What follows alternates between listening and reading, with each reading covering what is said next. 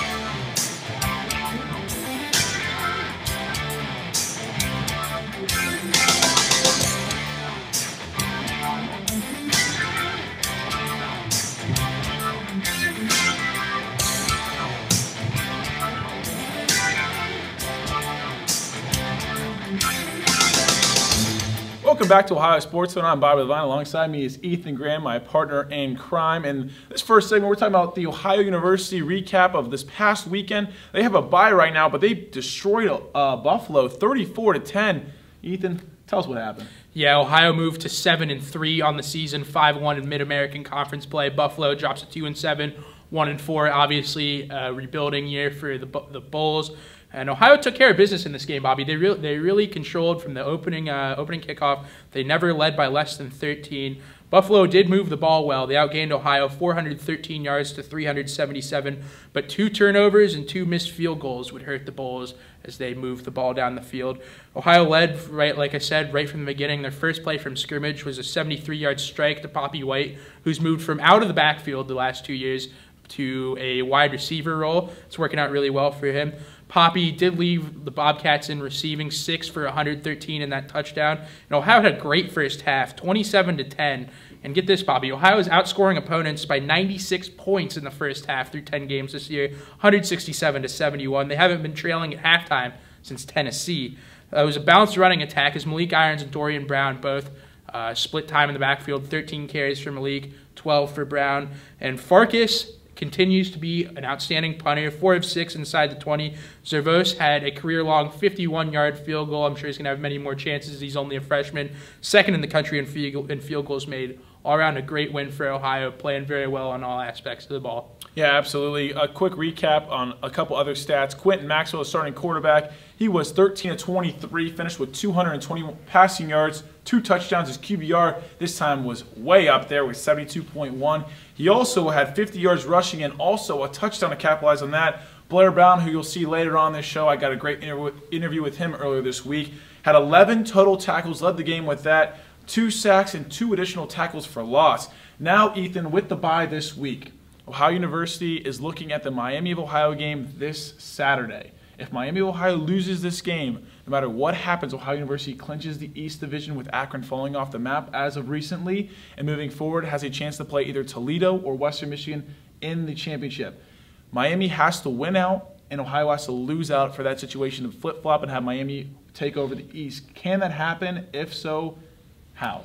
Yeah, I don't view it as a very likely scenario for Ohio to lose their next 2 games. Miami to win their next 2 games. Miami has at Buffalo this weekend. Should be a win. Like we said, Buffalo is obviously in a rebuilding program. But also Miami is. They have Gus Ragland back there. He's really found his way at quarterback. After losing their first 6, Miami's now 4-6. So they're getting sneaky good. Probably not this year, but maybe next year they could get some wins. And then they have Ball State, who's a very average opponent, maybe a 6-6, 7-5 team on a good year. Even if they do win out, Ohio has Central Michigan this week, who's been struggling really since that Oklahoma State game. And then they have Akron, who is just imploding after a good start, a 38-28 loss to Bowling Green for them last night. Yeah, I do not see Miami, Ohio upsetting and trumping Ohio in the MAC East Division. You want to talk the rest of college football? Yeah. So, Bobby, this week, a big college football week. Who are your top 4 teams going into this week? Well, obviously right now the committee has Alabama number 1, Clemson number 2, Michigan number 3, and then Washington takes over at the 4 spot after Texas A&M lost. Now, I'm not going to agree with that one. I would put Ohio State, if not Louisville, in that 4 spot because Washington's resume is not quite there. Yes, they're in a Power 5 conference in the Pac-12. Unfortunately, they have no outside conference games of any quality sort.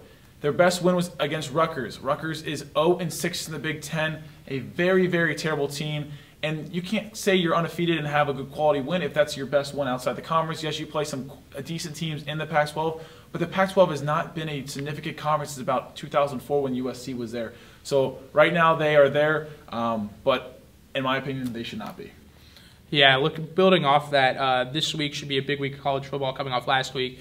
What's your game to watch this week, Bobby, that our audience should know about? This week, going right back to the Pac-12, I got USC up at Washington. USC right now is ranked number 20th in the nation. To watch out for that Washington with Browning as quarterback and Coach Patterson doing a great job up in Washington. But I think USC can absolutely take down the number 4 team in the nation and put the college football playoff on its head once again. Another game to watch out for is Michigan, number 3 in the nation, going on the road to Iowa. Here's a funny stat. This is Michigan's 3rd road game of the season. 3rd one in the Big Ten. The 2 games before on the road, at Rutgers and at Michigan State. Those 2 teams combined are 0-12 in the Big Ten. This is their first time on the road playing a team with a win in the conference. Michigan might have a little trouble late at night in Iowa.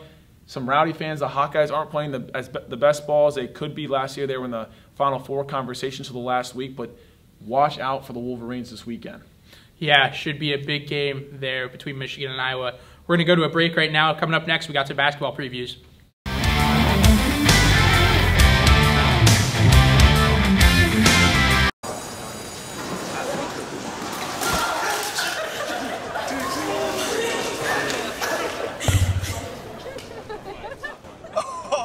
That's low. That's low. Look, he's watching.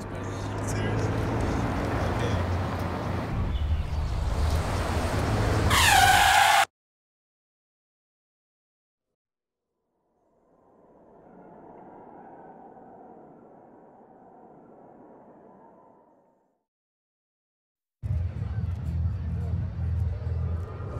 Looking for these? You drive Buzzed. It could be one very expensive ride. First, you gotta make bail. Then pay me to get your car back. Your insurance premiums will go through the roof. And my legal fees just keep adding up.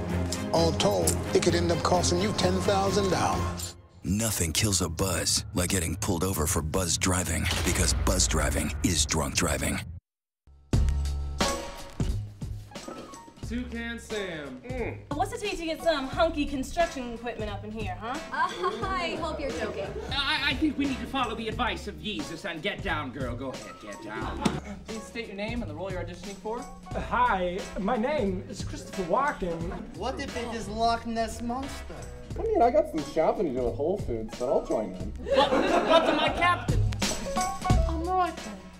I knew I was right.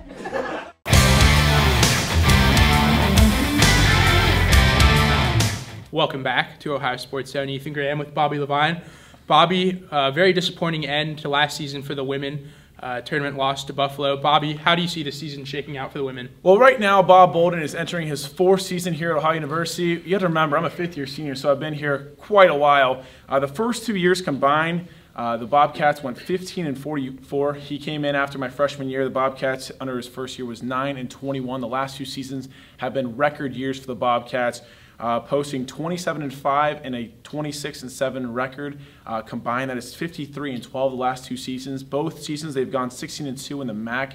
An unbelievable job for Bob Bolden. I'm surprised he's still here. A lot of phone calls probably around the Power 5 conferences have been ringing for him to go places, but he stayed here in Athens, Ohio, which you got to love. This year they lost 2 of their best players with Lexi Baldwin and Kiana Black. Unbelievable players. Probably will see both those jerseys be retired here in the next 5 to 10 years for those girls in the combo. But coming back this year, question on the starting 5. There's 3 right now that are locks. You have Kira Lampkins, who's hurt right now. She's going to be healthy in a couple games probably, so watch out for her. You have point guard Yamani Jenkins. She's very, very quick on defense. She can get the ball up the court. You can keep the tempo up with her. The downside is she's not the tallest girl on the team, so defending is a little tricky on that part. And then Jasmine Weatherspoon, she's an all-around great center. This is her senior year. Great all-around body to have down low. And then questions coming off the bench, if not starters. You got Kelly Carlos, huge threat from that corner three. She's also got some height with her. She's over 6 foot. Hannah Bossinger, Hambo down low, unbelievable girl. She can work the paint. Just a bruiser down low. She always puts up between 4 and 10 points every time when she came off the bench last year. Dominique Dosick, yes, that is the name here in the Athens area. She broke pretty much every record in high school at the Athens High School.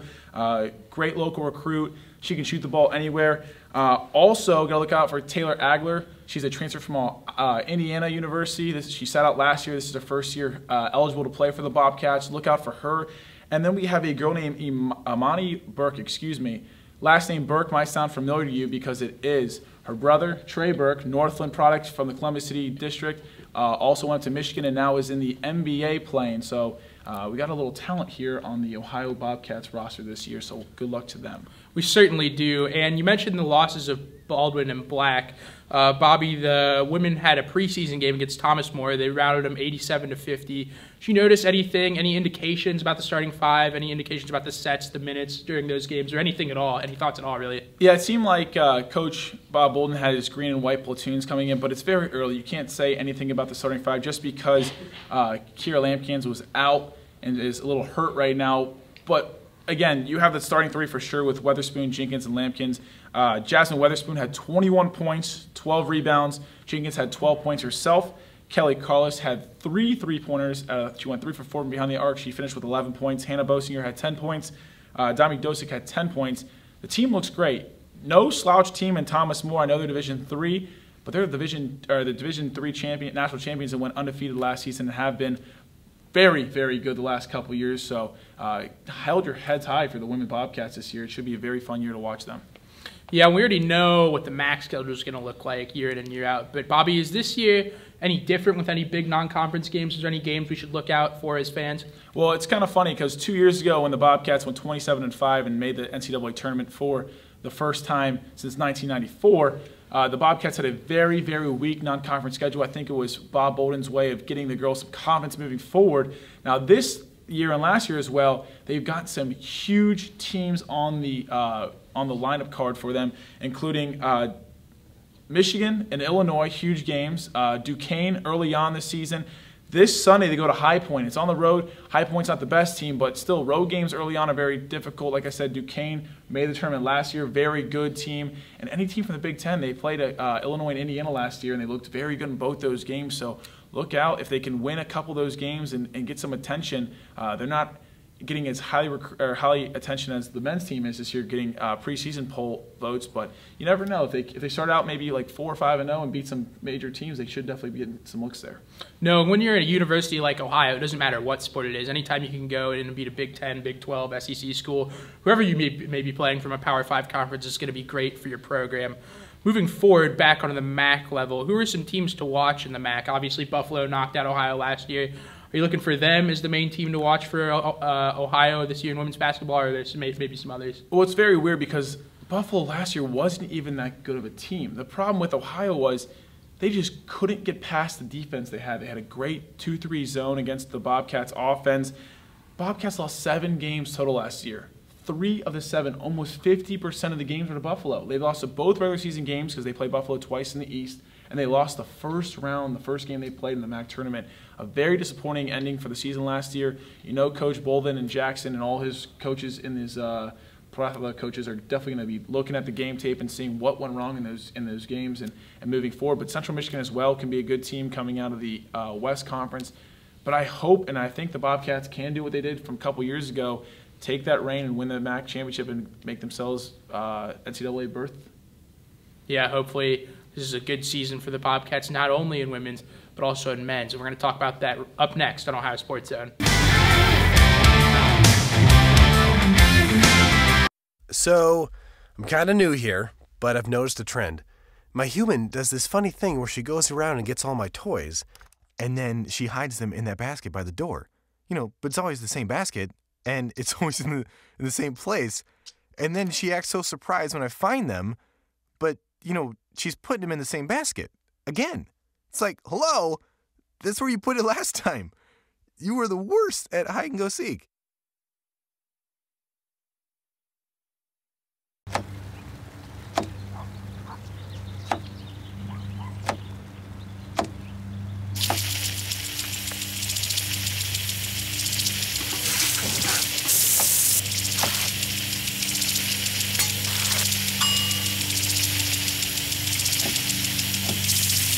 clean kitchen surfaces, utensils, and hands with soapy water. 1 in 6 Americans will get sick from food poisoning this year. Keep your family safer. Check your steps at foodsafety.gov.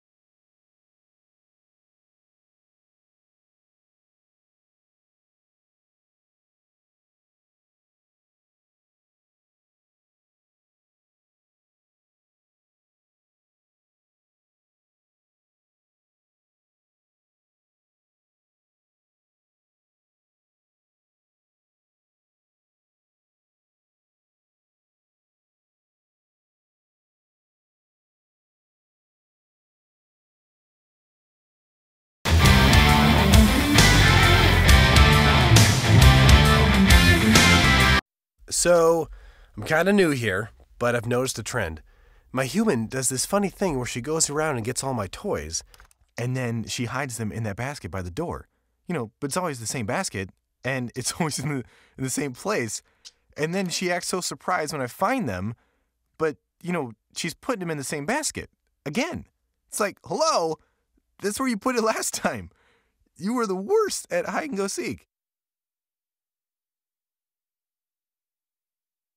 So, I'm kind of new here, but I've noticed a trend. My human does this funny thing where she goes around and gets all my toys, and then she hides them in that basket by the door. You know, but it's always the same basket, and it's always in the same place. And then she acts so surprised when I find them, but, you know, she's putting them in the same basket. Again. It's like, hello, that's where you put it last time. You were the worst at hide and go seek.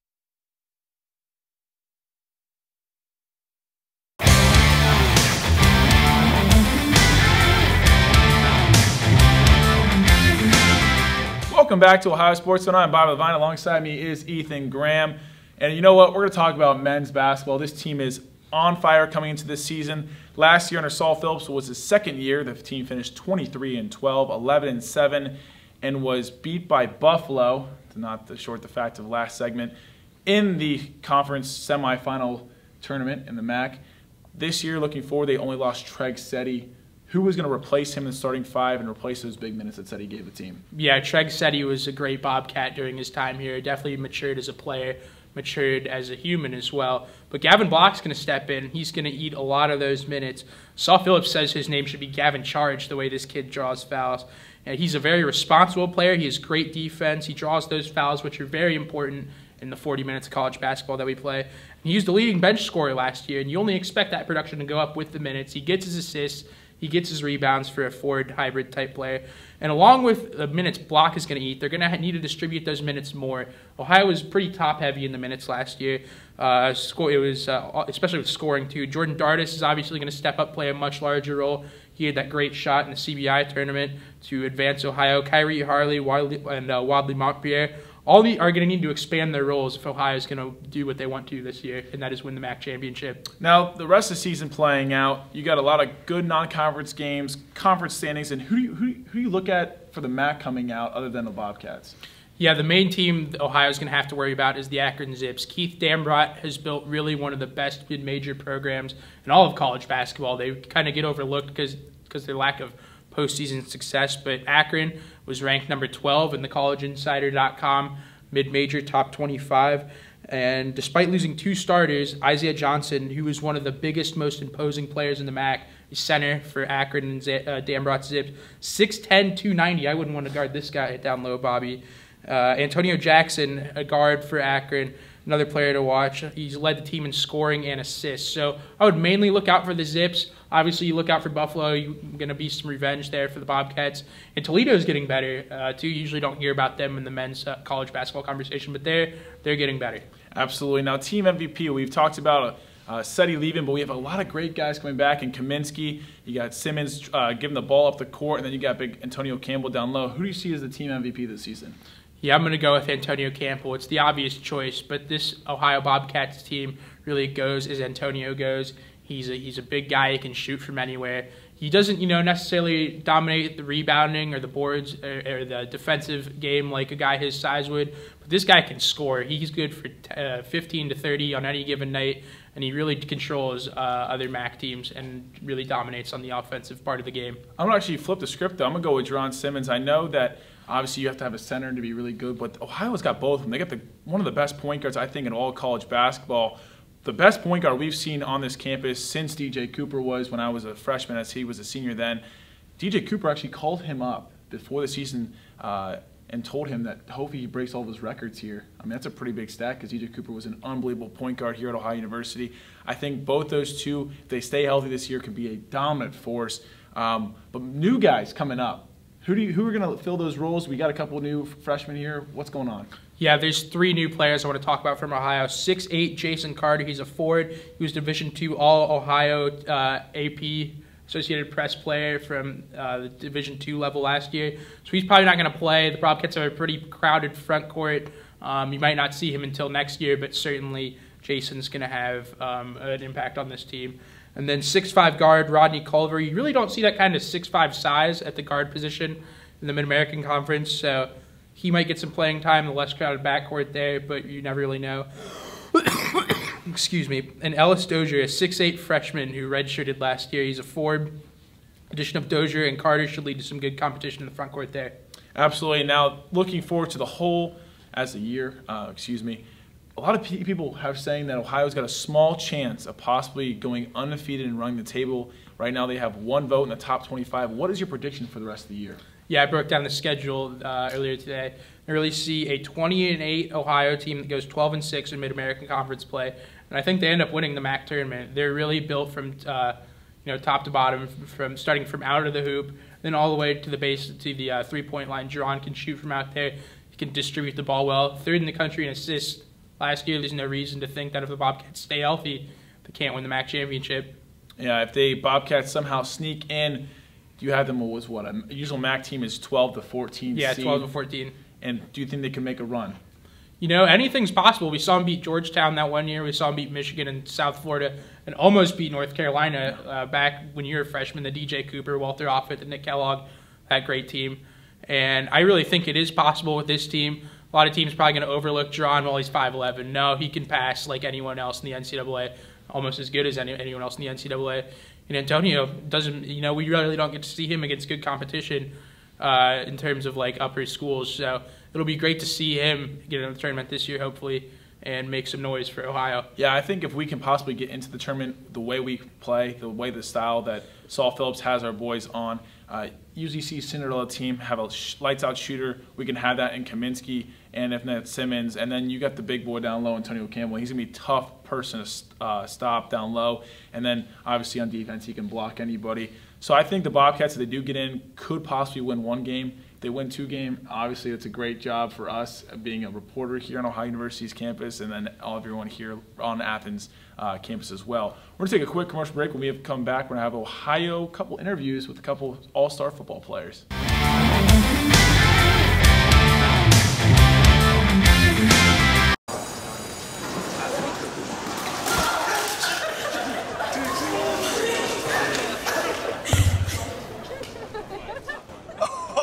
That's low and below. Look, he's watching.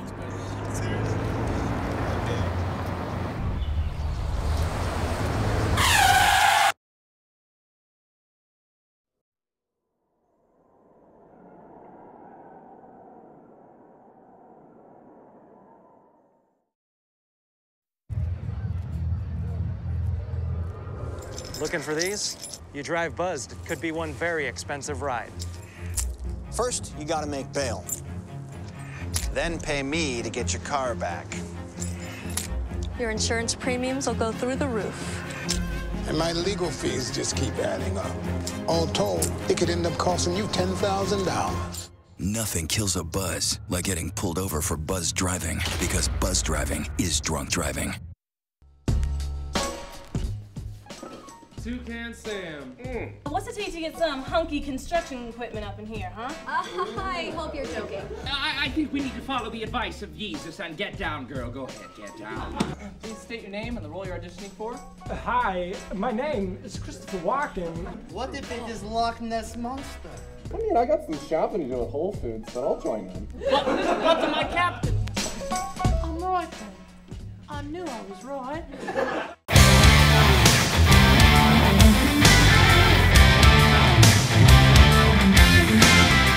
And welcome back to Ohio Sports Zone. I'm Bobby Vine. Alongside me is Ethan Graham. Before we start really talking about the end of the show here, we actually met up with a couple all-star football players. We had linebacker Blair Brown and wide receiver Sebastian Smith. Met up with them earlier this week and discussed what happened earlier this year in the football field. I'm here with Blair Brown, linebacker for the Ohio Bobcats. Blair, right now you guys are 7-3, first place in the East. What's going on with your defense this year? You guys are playing outstanding. You're one game away from clinching the East and then playing possibly Western Michigan. I think that our defense is doing really good this year. We basically just been working on communicating and just trying to get out there and just do what we do best and stop the run, force the team to pass. Absolutely. Right now you have just 2 games left against Akron to finish off the season, possibly for the chance of Western Michigan. Do you feel like you guys have a chance if you guys play Western Michigan to beat them? Definitely. I think that we have the will and the player ability to do what we got to do to win the game, you know. Absolutely. And all right, Blair, right now you're at 89 tackles. Right now, what's your goal? You trying to get to the 100 mark? I'm at least trying to get to 110, but my first goal was 90, but I figured that I got 89 now, and I can get about 9 to 10 a game, so I'm thinking about 110. I know we're looking at bowl games in future. Where's your ideal bowl game? We'll play down south, get in the nice warm weather in Florida? Yeah, definitely. I'm looking forward to going to Florida, but I'm down to go anywhere that the bowl takes us. Now, you played the last couple of years. You played down in St. Pete, and then you're in Louisiana. It was a little cold. Does that affect you guys at all, playing in cold and warm weather? No. We basically just play fast and play hard. It really doesn't matter what kind of weather is like we're playing in or anything like that. And now, do you like the bye week? You get to practice in the indoor and stay warm? Definitely. The bye week did our team a lot of justice just because we had a lot of people banged up and we really needed our bodies to rest a little bit. And right now Miami is just a single game or 2 games back from us, and you guys do have the bye week. Are you going to be watching the game this Saturday, seeing if they lose? Definitely. What happens to them is definitely is going to like mess with our future because we're 1 game away from where we need to be, you know. So I think that if they lose, that we're going to have a better chance at going to the MAC championship. And looking back at your early schedule, you played some big-name teams in Tennessee. Obviously, they've fallen off the map, but playing a team that good in the SEC, does that prepare you for later on in the season and possibly like a top 25 team in Western Michigan, then possibly top 25 team in a bowl game? Playing Tennessee really gave us a lot of exposure just because, like, we don't get to go out and play Big Ten, Pac-12 schools and all that, so the speed and the size of the other teams like that we played in those kind of games, it was big, you know. And Tennessee obviously was the biggest name. Would you say they're the best team you played all year long? I'd definitely say they were the hardest team that we played all year long. Okay, was Josh Dobbs all about it? He was all right. He wasn't as good as I thought he'd be, but he was pretty good. All right, that's Blair Brown, folks. Thank you. I'm here with senior Sebastian Smith, wide receiver for Ohio Bobcats. Right now, you guys are 7-3. 1 game away from the MAC championship, possibly. How excited are you guys right now? We're very excited in the position we are in right now. We got 1 more win to seal Akron, and we'll be sealed for the MAC championship. Now, I know this year was a little weird coming in with the season with a quarterback changing of the guard and then obviously an injury to Greg Windham. Does it affect you and your receiving crew? Different quarterbacks, different guys obviously have different throwing motions, and you guys have different timing. How does that affect you this year? It affects us a little bit, but I mean, we get reps with all the quarterbacks in practice, so you know everybody's ready to play as far as the quarterback, and you know we go to work. Now, obviously, you see Malik being a little goofball behind us. Is that how the team is this year, being real loose? Obviously, you guys are playing really well, so it obviously helps everything else in the locker room. But how's the team this year? It all starts with Coach Dixon as our receiving core. You know, we joke around a little bit, have fun when we need to. It's not all seriousness out in the field, you know, but when we come ready for the game, we're ready to play. Now, this past spring break, you were in Boca Raton, Florida. You were getting no parties, no nothing like that. You were focused solely on this year and possibly next year. How's that affected you in the off-season preparation for this year and coming out and being the best receiver we have clearly? It just really I emphasize speed. You know, I feel like that's something I need to work on and working on my press releases. So over the summer, you know, I went down to Florida, South Florida, and just worked on some speed techniques and running techniques. Absolutely. Now, this year you are 1 game away. Miami plays this weekend. If they lose, you get that clinch for the East. Obviously, right now, Toledo and Western Michigan still have to play to decide that. You've already beaten Toledo. Are you excited to possibly have a chance to get a top 25 team in Western Michigan? Yeah, we definitely are looking forward to the opportunity. You know, it's going to be a big game for us. We still got some things to do and clinch, you know, that MAC championship, but we're looking forward to it. And then possibly for a bowl game. Obviously, we already clinched that one. Last year we played in Louisiana. A couple years ago we were down in St. Pete in Tampa Bay. Is it different? Obviously, last year was a little colder than usual. Does that affect you in the receiving, how cold your hands can be? And obviously in St. Pete, you're in a dome like this right now, so it's nice and warm. It definitely, you know, it affects us a little bit, but, you know, we're always ready to play in any type of weather. You know, football's an outdoor sport, so you got to be willing to deal with all the temperatures and weather conditions. All right, well, good luck to you the rest of the season. Thank you, I appreciate it. Thank you so much to Blair Brown and Sebastian Smith on great interviews. We wish them luck the rest of the season. And obviously the postseason is looking really, really bright for the Bobcats. And obviously next year they could be playing on TVs on Sunday. Coming near any of you guys watching this. Huge, huge talent coming from the Bobcats this year. And again, good luck to them the rest of the year.